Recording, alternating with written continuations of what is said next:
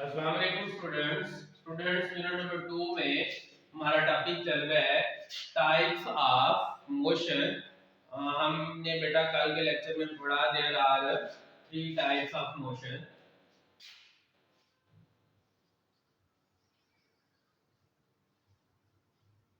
There are three types of motion, ये कल हम पढ़ चुके थे। उसमें हमने फर्दर उन तीनों को पढ़ा, नाम देके translatory,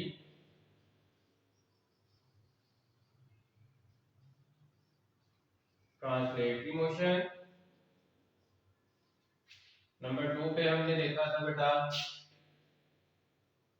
rotatory motion,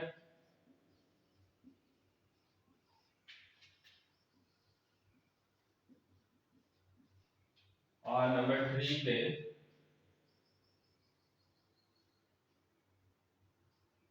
vibratory motion.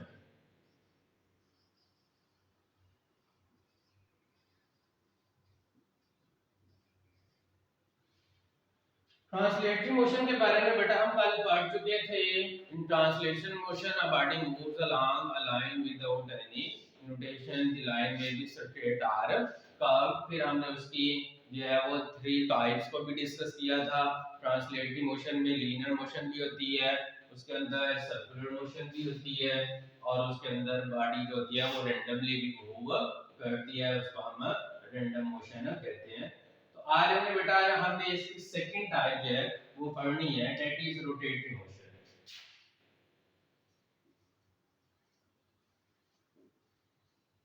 Rotatory motion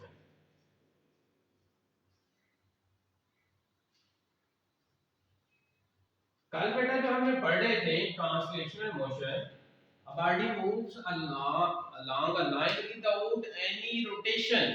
उसमें रोटेशन का कोई जिक्र नहीं हो रहा था, या तो वो बॉडी स्ट्रेट लाइन मूव कर रही थी, या सर्कुलर ट्रैक पे थी, या रैंडमली थी, लेकिन उसके अंदर कहीं पे भी रोटेशन नहीं थी।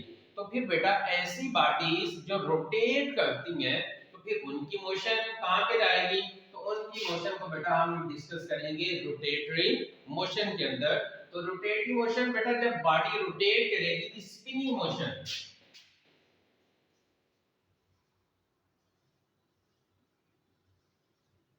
Spinning motion of a body about its axis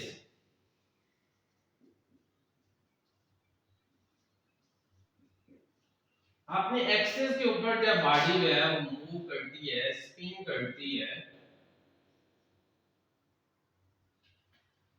तो उसकी बॉडी को, उस बॉडी की मोशन को जो है वो हम रोटेटरी मोशन कहते हैं। अब इसके अंदर एक्सिस क्या है?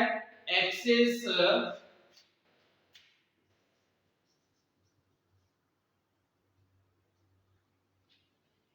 Line which act a force, वो लाइन जहां पे हम फोर्स अप्लाई करते हैं, और फोर्स करने से जिस लाइन के ऊपर बॉडी जो है वो मूव करती है, उसको उसका जो है वो एक्सिस कहते हैं। जिस लाइन के ऊपर बॉडी मूव कर रही होती है, तो उसको उसका हम एक्सिस कहते हैं। तो किसी भी एक्सिस के ऊपर जो बॉडी मूव करेगी, रोटेट करेगी, तो उसकी जो है वो हम डिस्कस, उसकी जो मोशन होगी उसको हम रोटेटरी मोशन का नाम देंगे। अब हम अपनी रूटीन लाइफ के अंदर इसके बहुत ज्यादा एग्जांपल्स देखते हैं। हम सीलिंग फैन की बात कर लेते हैं। सीलिंग फैन क्या होता है? आप लोग देखते हैं कि ये उसका ऊपर रॉड है, नीचे उसके जो है वो विंग्स है, जो कि रॉड अपनी फिक्स पोजीशन पे है, नीचे जो उसके विंग्स हैं और साथ ऊपर मशीन है, वो उस एक्सिस के ऊपर जो है वो मूव कर रही होती है। तो उसकी एग्जांपल जो है वो आ जाएगी, रोटेटरी मोशन की एग्जांपल आ जाएगी। इसके अलावा steering of a car,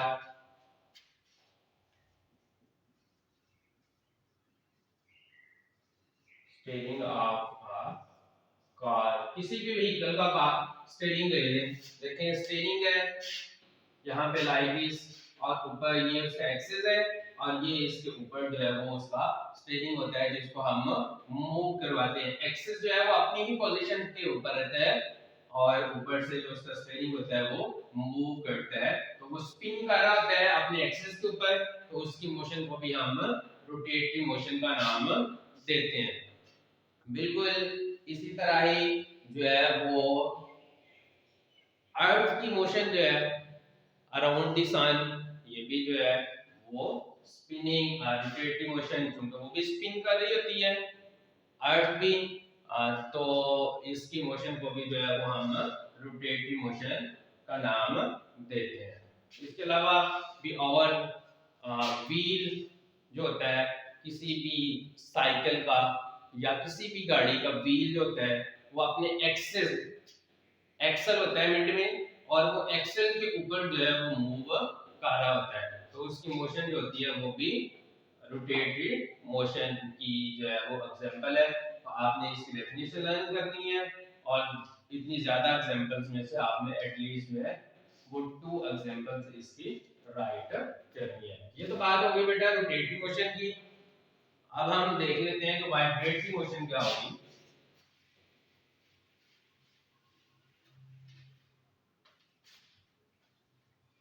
vibratory motion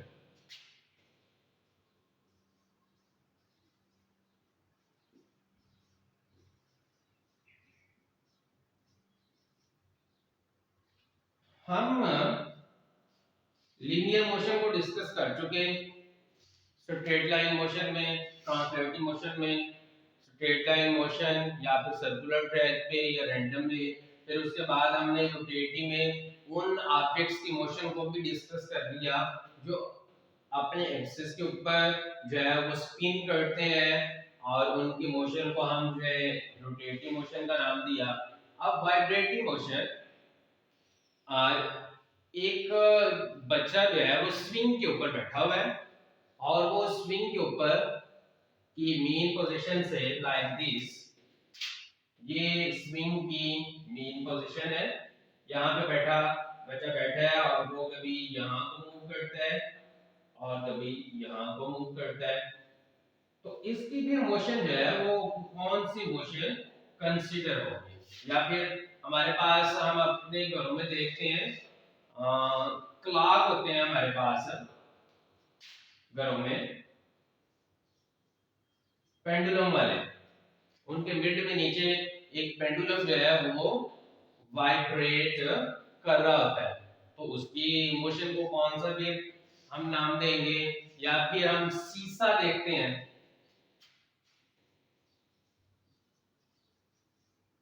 सीसा ये बेटा वो है जहाँ पे एक रॉड के एक साइड पे एक चाइल्ड बैठा है, दूसरी साइड पे दूसरा, one is down, the second is up, when the second is down the first child is going up, mean के एक ऊपर एक नीचे, तो उसकी मोशन को फिर हम कौन सी मोशन का नाम देंगे।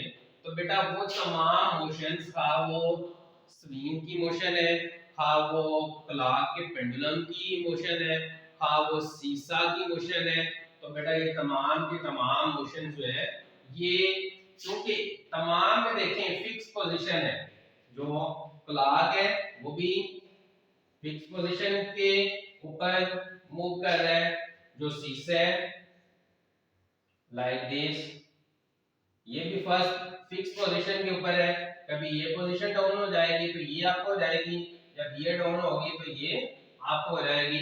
मीन के तमाम मोशंस जो है तमाम केसेस में तमाम एग्जांपल्स पे बॉडी जो मूव कर रही है वो मीन पोजीशन के ऊपर मूव कर रही है, कभी टू कभी फ्रो, तो टू एंड फ्रो मोशन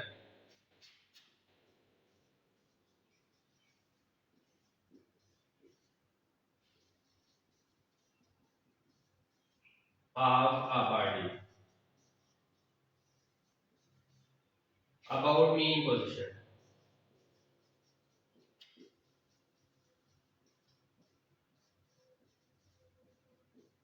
कोई भी बॉडी अपनी मीन पोजीशन के ऊपर जब आगे पीछे चलती है, बार बार अपनी मीन पोजीशन के ऊपर जो है वो वाइब्रेट करती जाती है, तो उसकी मोशन को हम वाइब्रेटरी मोशन का नाम देते हैं। इसके अलावा जो है वो सॉलिड्स के जो पार्टिकल्स हैं वो भी बेटा जब वाइब्रेट करते हैं, फॉर एग्जांपल ये हमारे पास कोई एक सॉलिड चीज है, इस तरह इसके वाइब जो है वो ये एटम्स जो है इसके ये टाइटली पैक होते हैं।